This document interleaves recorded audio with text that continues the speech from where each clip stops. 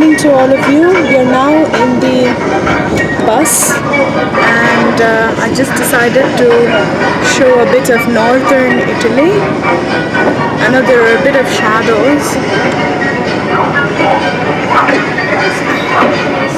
There are some lovely sights which we will be coming across in a few minutes. So if you could just bear with me.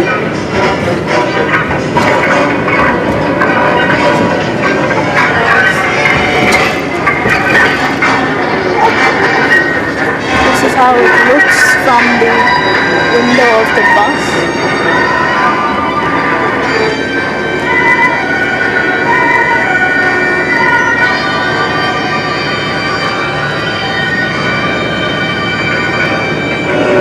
Always remember, go for the red first, because if you don't, your opponent will. Blue, you get a cripple. Yeah.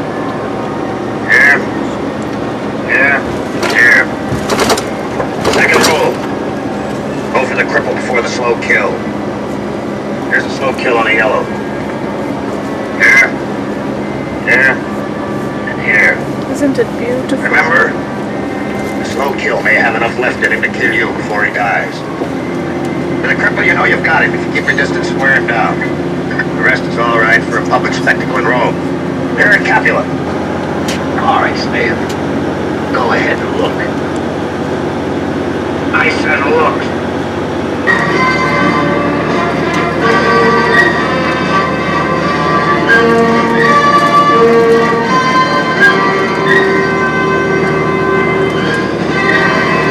Marcus Licinius present.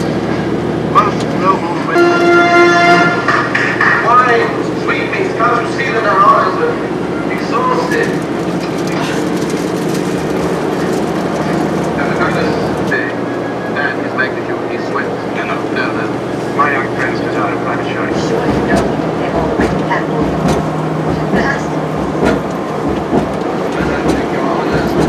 Here in Capua we train the finest gladiators.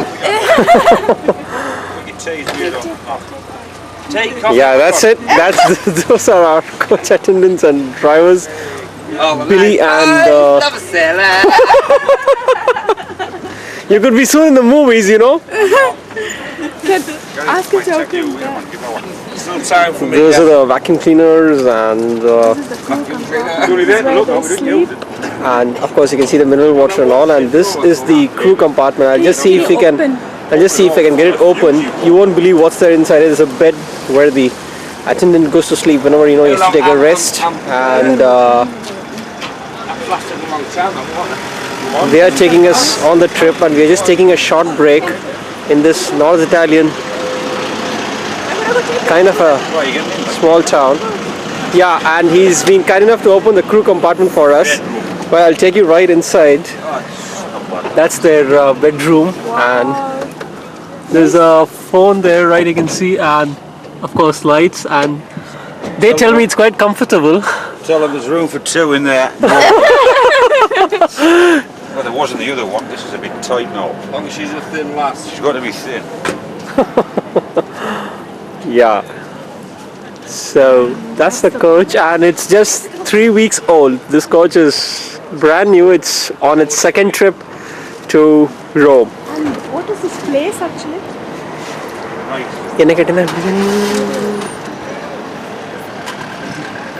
Just look at it.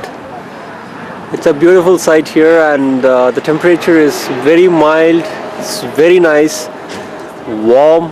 The sun is out. We're having a beautiful sunshine, and we'll be making headway soon. We're expected to reach Fiuggi by 4 o'clock latest, 4 p.m. that is today, and that's real good time.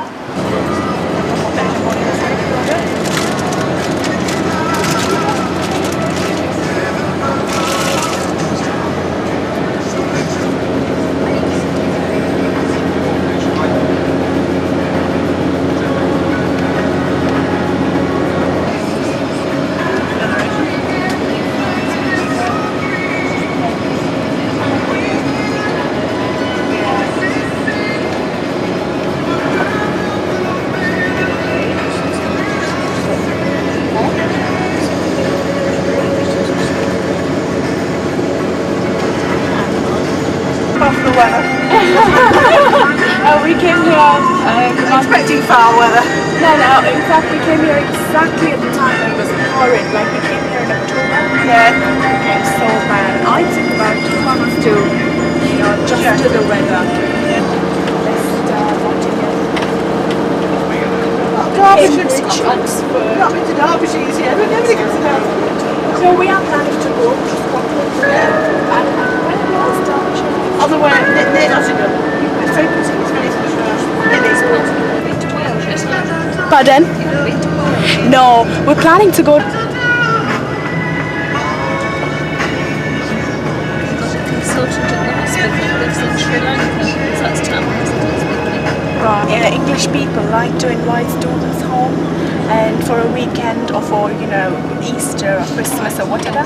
So we've been invited by a family who live in Chikram. I tell you. We'll have to make our friend out of town.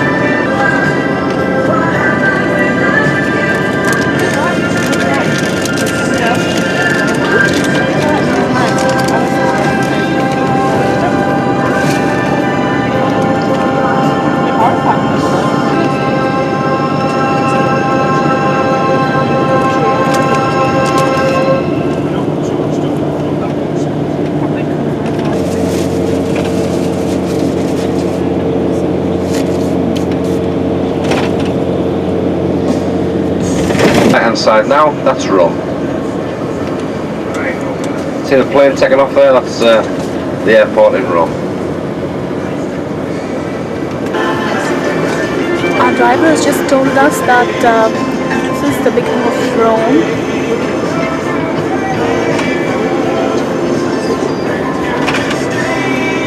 So yes, the next turn off, which Billy's coming up to shortly, this is the turn off that we'll be taking into Rome.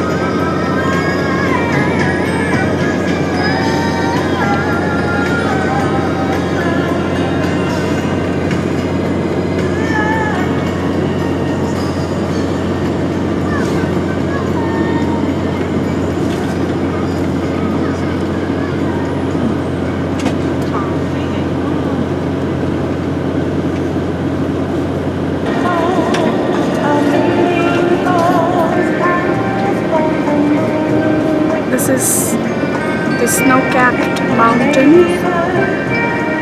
Most of all written books and fairy tales, and now we're seeing it in front of us.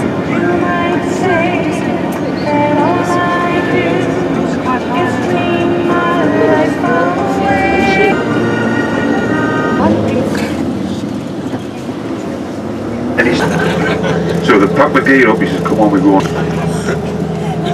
Oh, that's a beautiful one.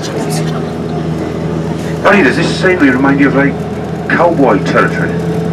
Doesn't it? Clint Eastwood and that.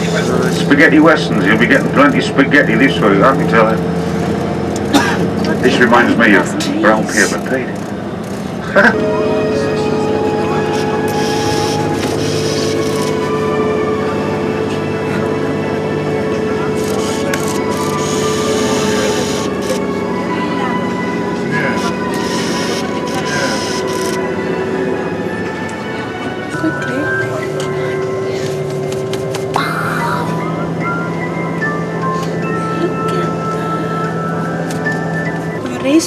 Raise it up. Oh wow! I'll get the shadow. Excellent.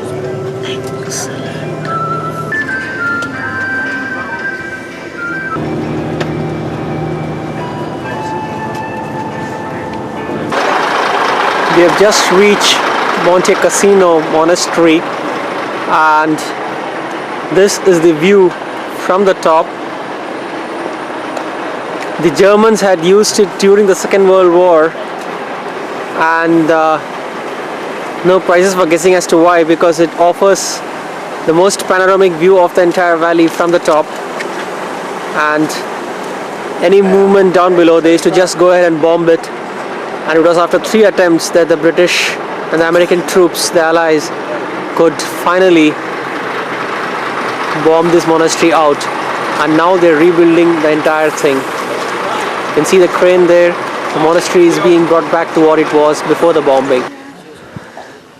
This is the entrance of the monastery, and Archana is already breathing heavy because we just climbed up all the way, and you can see that the reconstruction work has been done in a splendid way. It's just looking as if we are back into the 1940s when the World War has just begun. So we'll now go inside. This is the portico as we enter the monastery. A beautiful statue right in front of us. Take you a bit closer. There. The pigeon behind makes a perfect setting. A nice and bright day.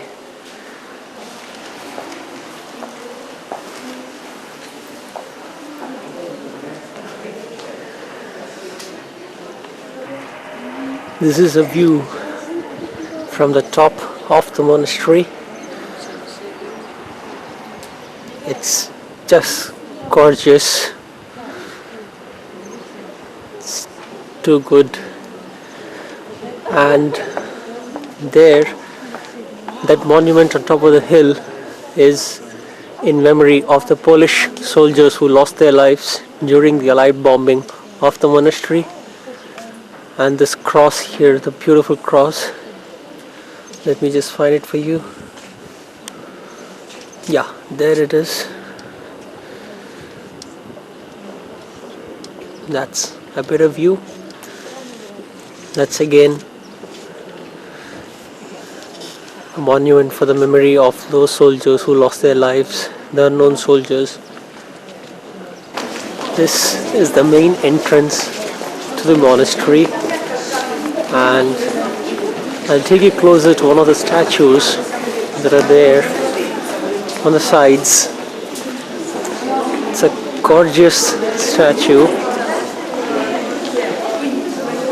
there with a ring on top symbolizing the aura and the peace that surrounds the monk.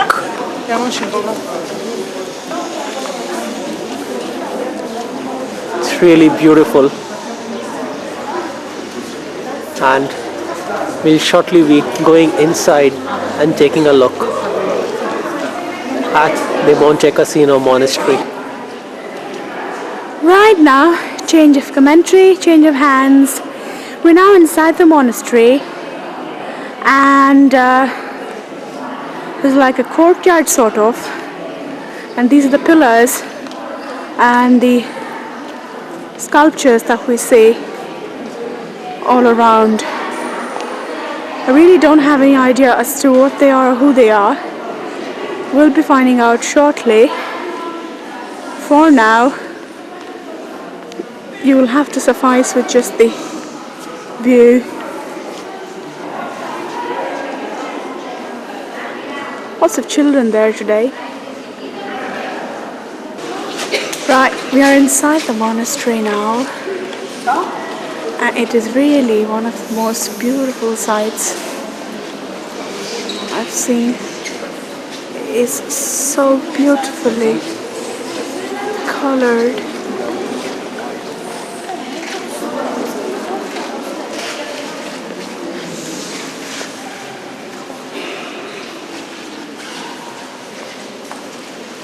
That's the roof.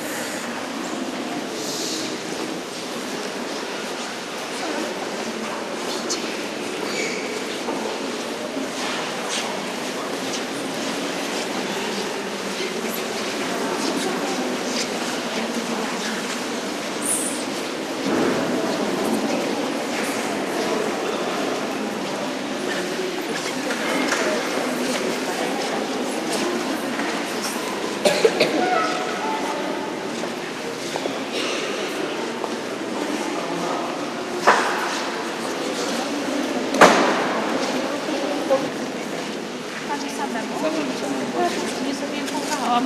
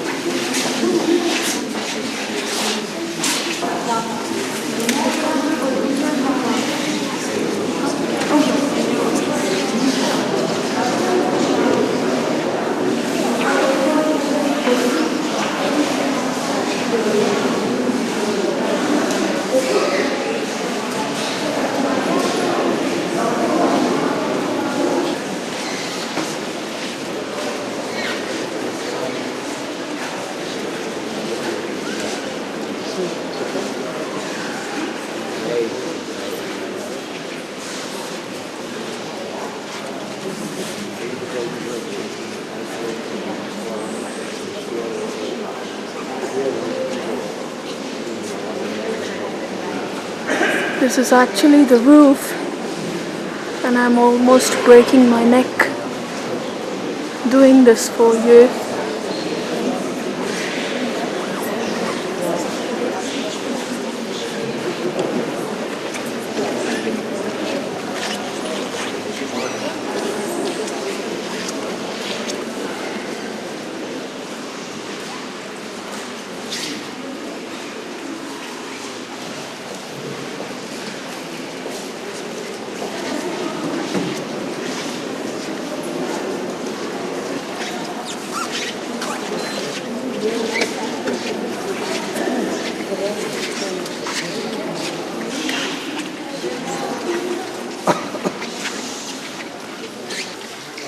This is the entrance to the museum in the Monte Cassino monastery, and this here depicts the spa in Fiji. And Show them the oranges also. yeah, you'd like to see some oranges. Not that we can pluck them for you.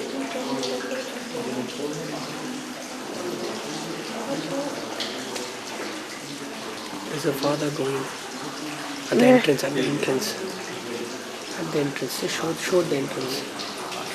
Yeah, there. Where? Just wait inside. Hey, forget it. It's gone. Let's go. Just look at the view from one of the steps of the Monte Cassino monastery. You can see the mountains, the little settlements through. No, I'm taking a picture of that is the camcorder. Can't believe it, can you? Where are we? And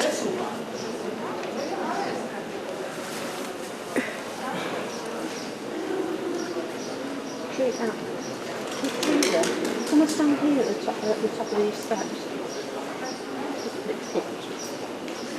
Stand here at the top of these steps. as we stand here bidding farewell to the Monte Cassino monastery, this is the beautiful view that I get at the entrance, and it is truly breathtaking.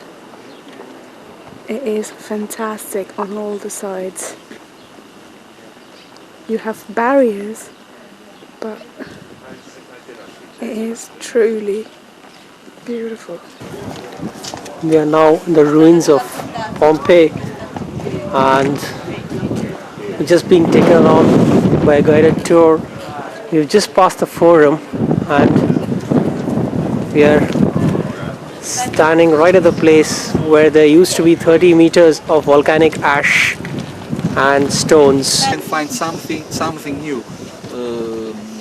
Coins, statues, paintings, and everything found here is nowadays kept in the Archaeological Museum of Naples. They were.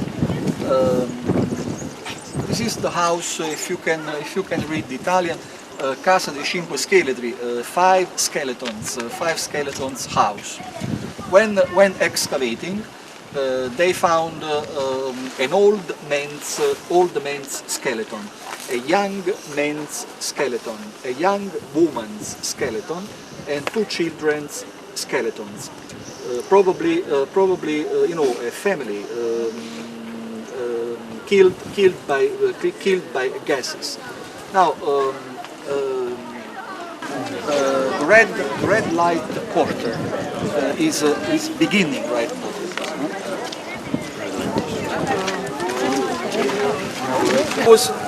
There was a bed inside, a single bed.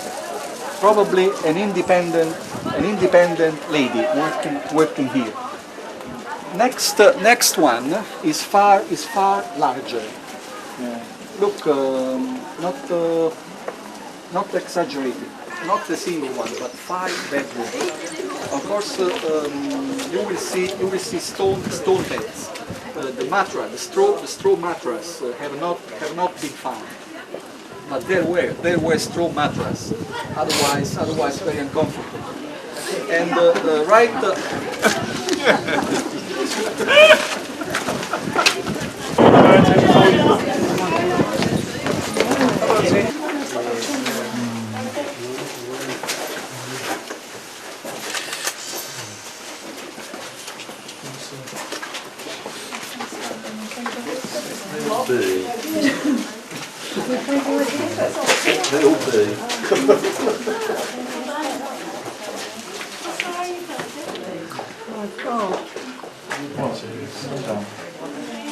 One of the 5 bedrooms inside the red light area house of the erstwhile Rome, and there are 5 such bedrooms, and as you can see, it's right now made of rock, stone, but then in those days they used to have mattresses on this place,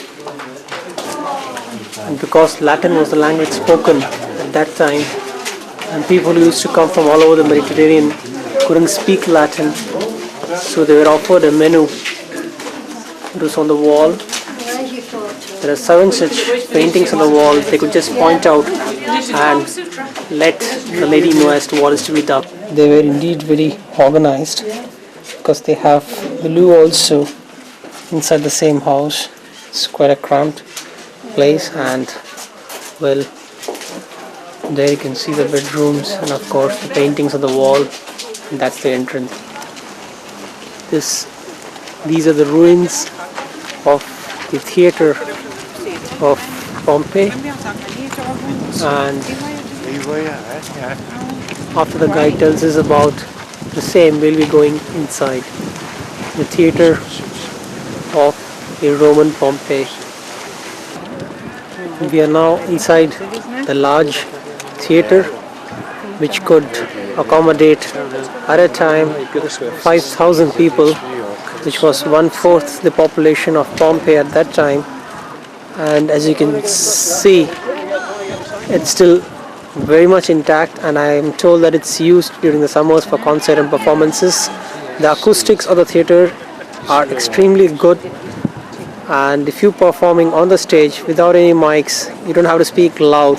A person sitting on the upper class, or rather the uppermost row of seats, could hear you loud and clear. And the most expensive and the front rows are made of marble, meant for the elite of Pompeii. Then you have the middle rows in the center, and then the top class for the general public. And you can see it's a kind of an amphitheater of the erstwhile Pompeii. And the bell tower that you see on the other side is of New Pompeii. That's 2 miles from these ruins. Makes a beautiful backdrop to this ancient theater. And behind the theater there is a play arena, which the archaeologists believe was used by the gladiators before they went in for the fight into the main arena. There you can now see some children playing and the archaeologists have discovered some weapons, some equipment by which they used to practice before entering the main arena. So there it is for you, the playfield, training ground, and of course the amphitheater of Pompeii. Another closer view of the training or the play arena where the gladiators used to practice, and on this side you have the amphitheater from the rear. This is the little theater. What we saw earlier was a large theater. This is the little theater of Pompeii, which should accommodate about 1,000 people at one time, and again the 1,000 most richest people forming the elite of the town used to assemble here for exclusively music concerts. And there you do find Archana there, and does make quite a bit of a beautiful sight. And do remember when you're seeing this that all this was buried under 30 meters of volcanic ash and stones. Archaeologists have dug in deep to recover this marvelous sight for us. The little theater in Pompeii.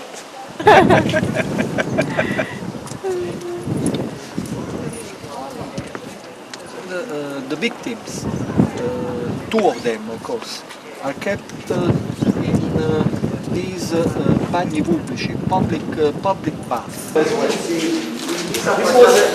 was a section, just a section of the public bath. Now, entering through the leg, he was trying to protect himself from gases. Now, this is a plaster cast. Victims after being killed by gases.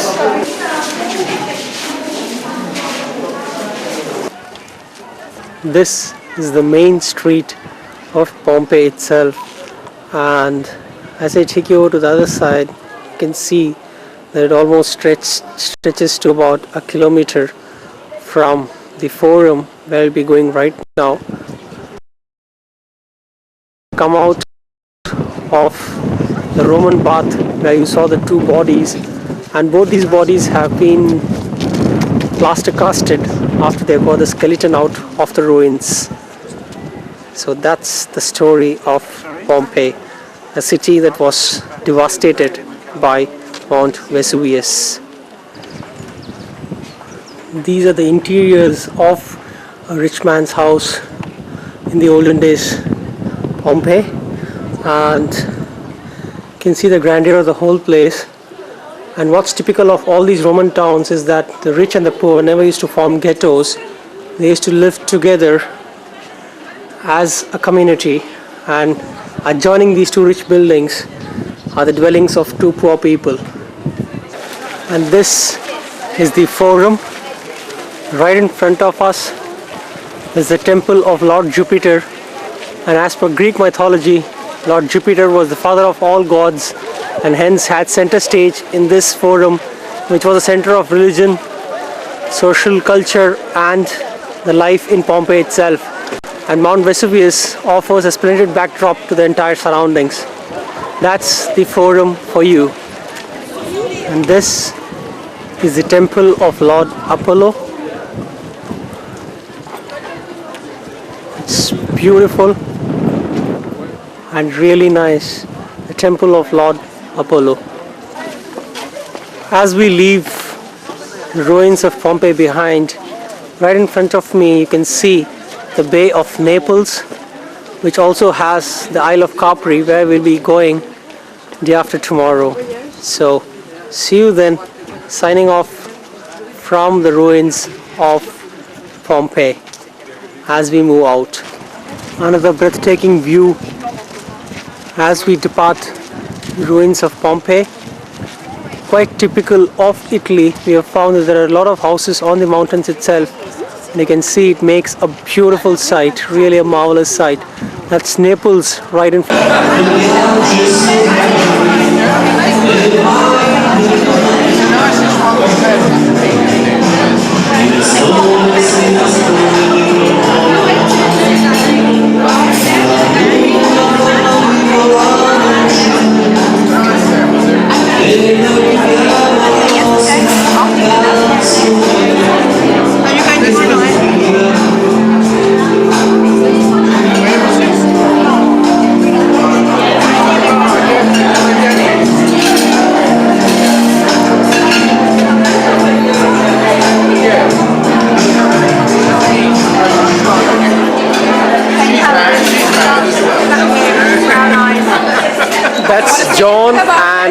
Jean, and we just met them on this trip. A wonderful couple and very enjoyable company. And John especially is smashing. Yeah, well, do tell them. John is smashing. You do explain to your father I paid you a lot of money. Crazy couple.